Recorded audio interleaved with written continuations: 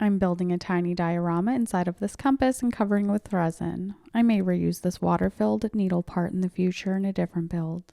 I won't be using the lid today, but you may see that in a future video as well. I'm starting by cleaning the inside with rubbing alcohol to remove any grease or oils. I'm using some single-ply toilet paper to paper mache the inside. If you're fancy folk and have 2-ply toilet paper, you can tear one of the layers off so it's not quite as thick.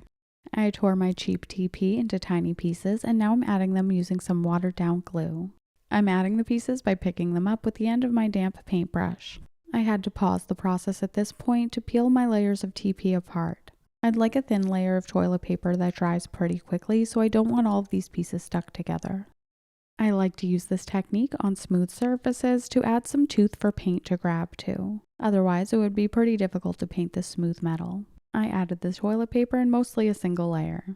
You could speed this up with a heat gun or a hair dryer, but I'll set this aside to dry naturally while I make a tiny tree. I'm making my tree out of twisted wire, but to save myself some time and trouble, I'm burning the fibers off of a pipe cleaner so I'll have access to a nice spiral piece of double wire. I learned this technique from Raven's Minis, and I've used a similar technique to make a miniature bonsai tree. The fire this time is a little wilder than I remember, so I'm taking this outside. To begin making my tiny tree, I'm brushing away the ashes and cutting off a piece of wire about 2.5 inches long. I have commitment issues, so instead of cutting additional wire, I'm twisting the piece I just cut onto the long length of wire.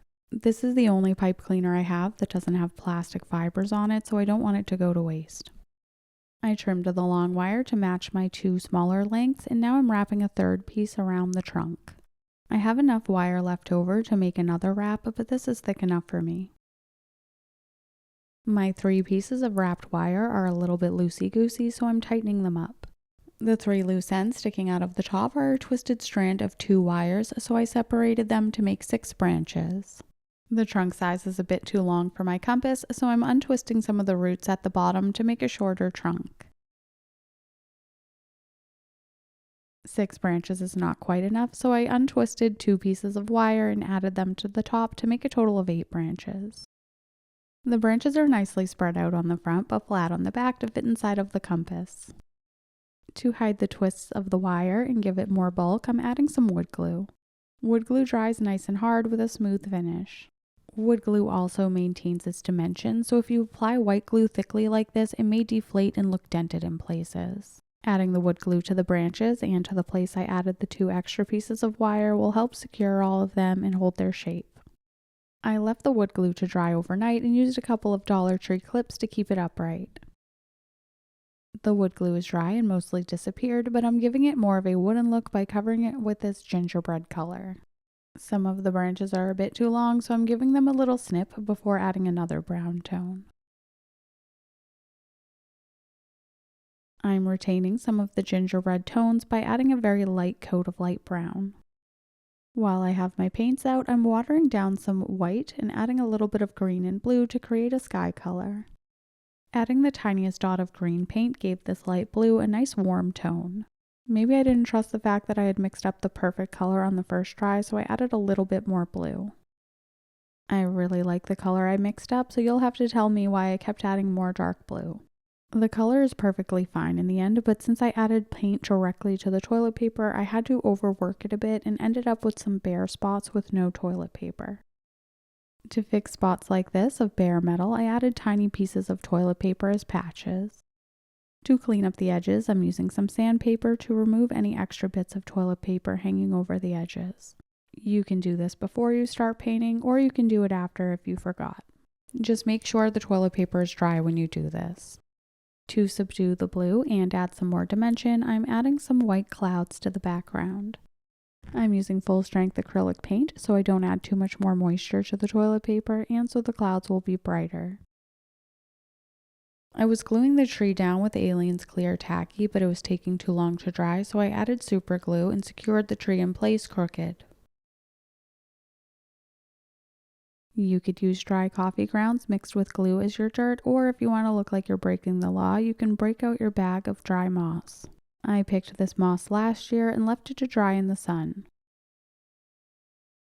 I'm using some Aleene's clear gel tacky glue to add it to the base. I bought this glue hoping it would be a good substitute for Fabri-Tac or Beacon 3-in-1 since they're such expensive glues, but I don't think it's quite as good. It doesn't grab as quickly, so it's not a perfect substitute. For the stuff I do, it doesn't seem to be quite as good, but it is 1/3 of the price as Fabri-Tac or Beacon 3-in-1, so I'll keep it around for stuff like this. I added my pieces of moss, making sure the roots are sitting on top. The straight horizon is emphasizing my crooked tree, so I'm tapping down the sides. Ideally, the tree would be centered below the tap of the compass, but nature isn't perfect and neither am I. To make the leaves for the tree, I initially planned to mix these 2 different colors of flocking, but I ended up only doing one and I really like how that looks. I really love this vibrant second color, but it didn't want to come out of the shaker bottle, so I call that a happy accident. You can apply glue directly to a surface and sprinkle or add flocking on top, but I generally like to mix it with white glue and smear it on with my finger or apply it with a toothpick. I'm pressing the flocking into place, making it look like little clusters of leaves. I don't want to cover every bit of every branch because it won't look as natural. This flocking will dry nice and hard since it's filled with glue, but for some added security, I could have also added dabs of glue onto my branches. I've used a similar technique of mixing flocking with glue to make miniature plants for pots, DIY moss, and other applications that I can't think of right now. I carried on adding leaves to my tree, making sure it doesn't stick up above the rim of the compass. Now the lawn is looking a bit too drab, so I'm mixing my bright green flocking with glue. You may have seen me use this glue and flocking mixture to smear onto fountains, buildings, and other hard surfaces, but it didn't work great in this application because the moss is too spongy. Instead of sticking to the moss, the flocking kept wanting to stick to my finger. For an easier application, I used a toothpick instead. It would look a bit odd if there was no grass behind this big root, so I'm sticking some in the back here as well. To help the flocking stay, first I'm spraying it with some rubbing alcohol and then I'm covering it with watered down white glue. The rubbing alcohol is optional and helps break the surface tension so the glue seeps in and doesn't just sit on the surface. If you skip the rubbing alcohol step, you may need to give it a little more time for the glue in the water to penetrate the surface. Once your flocking is nicely saturated with glue, it's a great idea to sprinkle some extra at this stage. This will cover any bald spots and also cover any parts that might get shiny with the glue. I had initially planned to be done at this stage, but I decided to completely change tactics, so I'm cutting the moss and flocking mixture so it's not as deep. Now that I'm looking at this while I'm doing voiceover, it kind of looks cool, like I cut away a section of the dirt and showed the roots underneath the grass. I didn't even consider keeping it that way at the time, so let me know what you think. I added a shallower lawn, and once all the glue was dry, I brushed away any dry grass that was stuck to the sky. I had always planned to make this a cherry blossom tree, so I'm using some of this pretty foliage I got from Earth and Tree Miniatures in their clearance section for $1. This is 2 different shades of pink flocking that's glued to some netting, and I believe it's meant for making bushes or hedges. If I kept it stuck to the netting, it would be too thick, so I'm rubbing it around in my fingers to liberate the flocking. Not all of it comes off, and I will definitely put the part I don't use to good use, so none of this will go to waste. I'm going for a pretty specific look, so I'm being a lot more deliberate while I add this color of flocking. Cherry blossom trees are very pink, but I don't want to kill all of the green, so I'm adding some strategic glue dots all over the branches. Mixing the pink with glue ahead of time would make the clumps too big, so I'm adding the pieces individually using the sticky end of my toothpick. Now I have a pretty tree with some exposed roots, so I'm adding some white glue to the lawn so I can drop some petals in place. This step of the process would have looked really weird with a cross section of dirt being visible, so maybe I'll use that technique in some future build.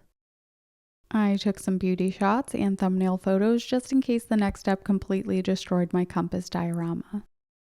Now let's risk it all and add some resin. I've only ever used UV resin, but this time I'm adding a 2-part resin. I started out by zeroing out the scale after adding the plastic cup, and I added 1 part of part A. Part B of this resin from Temu is the hardener. I intended to fill it up to 16, but I accidentally slightly overfilled it to 17. In theory, one could add a little bit more of part A to make up for the slightly extra of part B, but this one did not. This kit from Temu came with 2 cups, so I mixed it in the first cup for a minute and then poured it into the second cup and mixed for 5 minutes. The idea behind switching cups is making sure you don't leave unmixed resin behind. When I transferred the resin into the new cup, I took a moment to make sure I scraped as much of the resin out as I could. I think in the future when mixing resin, I will cut the circular end off of the popsicle stick so I can make sure to get into every corner. After a few more minutes of mixing, I covered my diorama with the resin, remembering all of the calamities I've seen from other YouTubers in the past using 2-part resin.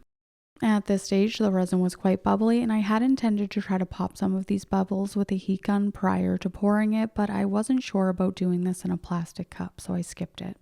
I am using the popsicle stick to smooth out the resin, and I notice a little bit of my pink flocking is loose. Everything else seems to be holding down well, so we will crack on. To pop some of the bubbles, I tried dropping it on the desk like you would a cake pan, but that didn't work too well, so instead I'm using my heat gun. I'm not 100% sure why this works, but heat does cause expansion, so maybe the bubbles expand and pop inside of the resin. I let the resin cure overnight and noticed a pretty big bubble in my tree, so I popped it before it was 100% cured and filled it with some UV resin to fill that void. 24 hours later, and I can say the resin was a success. It dried nice and hard and didn't ooze out, which I've seen happen to other YouTubers, so I'm glad it didn't happen to me. I do wish I had filled it a little bit more because you can see some of the flocking through it. I would really love to do other dioramas with resin pours, so let me know if you have any ideas.